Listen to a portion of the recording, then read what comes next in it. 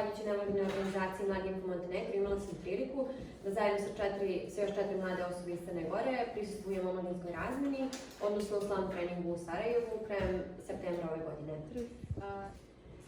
Cilj samog treninga jeste bio, kao i cilj projekta, podizanje svijesti mladih, razvijanje kritičkog mišljenja, ulozi masovnih medija u cilju inkluzije migranata i izbjeglica u društvu. Jako je bitno pomenuti da je prosto 7 država tamo, učesnici su bili iz 7 različitih država Evrope, tako da smo se bavili prvenstveno primjerima iz svake od zemalja, a zatim smo zajednički donosili zaključke, diskutovali i donosili potencijalne rješenja za rješavanje određenih problema koje smo prepoznali u našim zajednicama i državama. Jako bitan dio ovakvih razmjena jesu upravo kulturne razmjene, odnosno međusobno upoznavanje kultura, tradicija, čak i jezika drugih država i njihovih tradicija.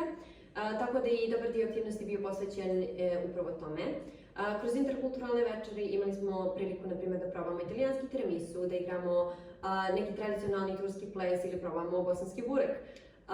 Tako da ja zaista uvijek predlažem i smatram da mladi ljudi trebaju da se prijavljuju za ovakve razmjene, da trebaju da učestvuju ukoliko im se ikada prođe prilika za volonterizam ili nešto slično, da prihvate tu priliku, da se oprobaju u tome, jer to je zaista nešto što ih obogaćuje njihov um i njihovo znanje i definitivno pospješuje njihov lični razvoj, a naročito iz razloga što mi u okviru formalnog obrazovanja zaista nemamo priliku da učimo o ovim temama, ne pričamo o situaciji u našoj zemlji kada su u pitanju izbjeglice i migranti, ne bavimo se